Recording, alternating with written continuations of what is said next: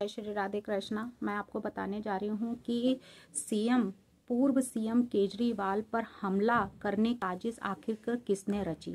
केजरीवाल के जो आप नेता हैं सौरभ भारद्वाज, उनका सीधा निशाना भाजपा पे है कि ये साजिश भाजपा ने रची है। उनको डर है कि कहीं ऐसा ना हो कि वो इलेक्शन में हार जाएं, दिल्ली से उनकी सीट चली जाए उनको तो। लेकिन इससे ये भी पूरा इशारा है कि अरविंद केजरीवाल को अब जनता वहां की पसंद नहीं कर रही है, पसंद ना कर रही है। इस वजह से उनके ऊपर ऐसी साजिश जनता ने की है कि उनके पद यात्रा के दौरान ऐसी हिम्मत, ऐसी घटना आखिरकार कौन जुटा सकता है।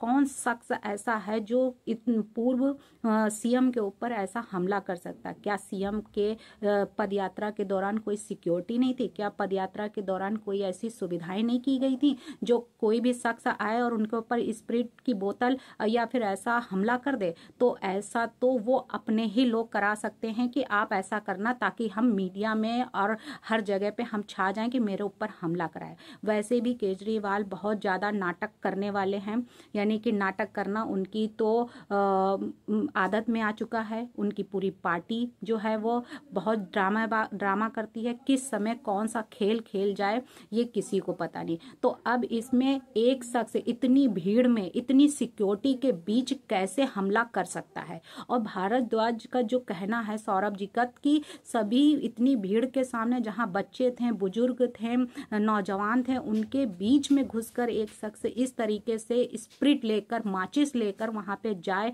और पूर्व मुख्यमंत्री को जलाने की कोशिश करे या उनको इस तरीके से उनके ऊपर हमला करे, ये तो एक सोचा भी नहीं जा सकता है कि इस तरीके की नॉर्मल सिक्योरिटी के बीच में कोई शख्स जाकर और पूर्व सीएम को मारे।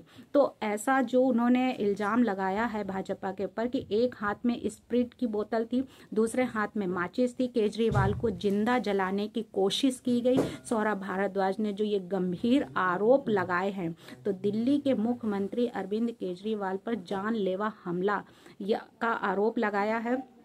आम आदमी पार्टी के विधायक भारद्वाज ने दावा भी किया है कि ग्रेटर कैलाश के सावित्री नगर इलाके में केजरीवाल की जो पद यात्रा के दौरान एक व्यक्ति ने उन पर स्प्रिट और जिंदा जलाने की कोशिश की। और भारद्वाज ने यह भी कहा है कि हमलावर के हाथ में स्प्रिट की बोतल थी और दूसरे हाथ में माचिस थी। यानी सीधा जो उनका इशारा है वो ये है कि उनको जान से मारने के लिए एक शख्स भेजा गया था। पूरी प्लानिंग के साथ, पूरी मीटिंग माइंड के साथ उनको भेजा गया था कि ये पद यात्रा करेंगे, उसके दौरान उनके ऊपर ऐसा हमला करना है। तो ऐसा कोई आसान नहीं है कि एक पूर्व मुख्यमंत्री के ऊपर कोई आसानी से कोई शख्स आए और उनके ऊपर हमला बोल दे। क्या वहां पे इस तरीके की कोई उनकी जो आगे पीछे जो सिक्योरिटी चलती हैं तो वो सब क्या ऐसे ही थी कि हाँ की फॉर्मेलिटी, हाँ की एक नॉर्मल व्यक्ति की तरह चल रहे हैं, कोई आए और थप्पड़ मार के चला जाए, कोई जाए तो ऐसा करके चला जाए, कालिक पोत के चला जाए। जिस तरीके से पहले भी उन्होंने भारद्वाज ने कहा उनके ऊपर हमले हो चुके हैं, तो इतनी आसानी से एक कोई शख्स आकर ऐसी घटना कैसे कर सकता है, ये सोचने और विचारने की बात है। यानी कि इसमें वाकई में एक प्री प्लानिंग के साथ ये खेल खेला जाता है ताकि हम मीडिया में छा जाएं, ताकि हम लोगों की, जनता के बीच में हमें ये लगे कि हाँ ऐसा मुख्यमंत्री है जिसको इतना मारने की कोशिश की गई और ऐसा हमला किया गया, और वो भी चुनाव के टाइम पे, तो उनको वोट बैंक की जो रास्ते हैं वो खुल जाए। तो केजरीवाल पर लिक्विड फेंके जाने का जो सौरभ भारद्वाज ने जो इल्जाम लगाया है, अपने प्रेस कॉन्फ्रेंस में जो खुलासा किया है, तो वाकई में ये सही है या फिर उनकी पूरी प्लानिंग के साथ कोई उन्हीं का शख्स ने ऐसा किया। तो दिल्ली के बीचों बीच केजरीवाल के ऊपर जानलेवा जो कोशिश की गई है, ये भारद्वाज ने बताया। वहीं पे उन्होंने ये भी कहा है भारद्वाज जी कि विकासपुरी में भी केजरीवाल पर हमला हो चुका है, तब भी उनके ऊपर इस तरीके से घटना हुई थी। भारद्वाज ने कहा है कि केजरीवाल जी दिल्ली वालों के बीच पद यात्रा कर रहे थे, भाजपा वालों को नींद आनी बंद हो गई है। वो भी दोबारा तीसरी बार दिल्ली में बीजेपी को हार नजर आ रही है। इस वजह से हार के कारण आम आदमी पार्टी पर ऐसे हमले कराए जा रहे हैं। आदमी हारता है तो बेईमानी करता है और जीतने की कोशिश करता है। ये पहली बार नहीं है विकासपुरी में कि ऐसा कि उन्होंने ये वोट जीता हो, ऐसा हुआ हो। तो इस तरीके से उन्होंने ऐसे ऐसे आरोप लगाए हैं कि उनके ऊपर जो ये हमले कराए गए हैं, ये हमले जानलेवा हमला हुआ है और ये पुलिस बस देखती रहती है। दूसरा हमला कल ही बुराड़ी में भी हुआ था, यानी कि बुराड़ी में भी उन्होंने कहा है कि इस तरीके से हमला। नागलोई में रोशन हलवाई के यहाँ हमला हुआ, भारद्वाज ने ये भी बताया। तो मंत्री ने कहा है कि केजरीवाल नागलोई के रोशन हलवाई के यहाँ गए, जिसमें करोड़ों की फिरौती मांगी गई थी। बीजेपी के गुंडे ने वहाँ पर आए पर भी केजरीवाल पर हमला किया। उनको रोशन हलवाई के पास नहीं जाने दिया गया। आज कोशिश कामयाब नहीं हो पाई, स्प्रिट फेंक दिया गया और माचिस लगाने में देरी हुई।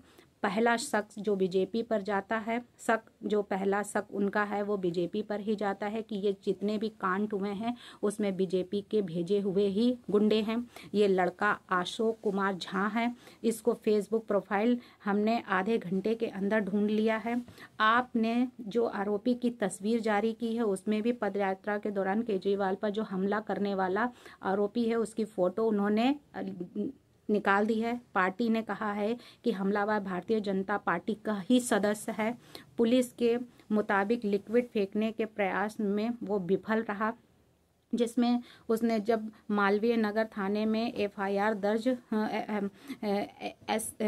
एसआई संदीप ने शख्स को पकड़ लिया और हिरासत में लिया हुआ है। कथित व्यक्ति बस मार्शल के पद पर कार्यरत है। तो अब क्या वाकई में जो भारद्वाज जी बोल रहे हैं कि इसमें बीजेपी का ही हाथ है, बीजेपी ने ही ऐसा करवाया है, तो ये उनकी है। तो क्या जितने भी आरोप अभी तक लगे हैं, जितने घोटाले किए गए हैं, तो क्या उसके पीछे भी बीजेपी का ही हाथ है? क्या बीजेपी ने ही उसमें केजरीवाल को हिम्मत दिलाई थी? क्या केजरीवाल ने जितने शराब घोटाला किया है, यमुना घोटाला किया है, शीश महल घोटाला किया है, कम्बोर्ड घोटाला किया है, एक्साइज पॉलिसी जो है एक्साइज घोटाला किया है, ये जितने भी घोटाले हुए हैं वहाँ पे, वो सारे घोटाले में तो उनका जो कहना है तो उसके पीछे क्या जितना भी है, तो क्या सारे घोटाले में क्या बीजेपी ही उनके साथ में है? तो ऐसे जो घोटाले होते हैं या कोई भी काले कारनामे होते हैं या कोई भी ऐसी कोई घटना होती है,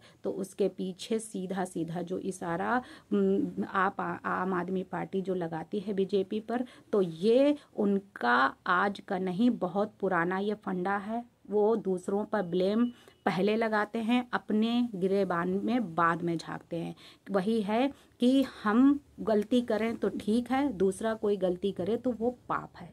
तो अब केजरीवाल ने जो किया, जो बोया है, आज वही उनके सामने आ रहा है कि वो बातें जो बड़ी बड़ी करते हैं, लेकिन उसका फ़ायदा जो जनता को नहीं मिल रहा है, जनता वहाँ की कितनी अब उनको पसंद कर रही है, वो केजरीवाल को समझ जाना चाहिए कि दिल्ली की जनता त्रस्त हो चुकी है केजरीवाल से। केजरीवाल के झूठे वादे, केजरीवाल के झूठे जो ये फंडे हैं, उनसे ऊब चुकी है, उनके काले कारनामे से थक चुकी है। तो अब केजरीवाल को शांति से बैठ जाना चाहिए। चुनावी जो ये है ये सब छोड़ देना चाहिए कि अब वो सपना देखना बंद कर दें कि वो वाकई में दिल्ली के मुख्यमंत्री अब बन पाएंगे।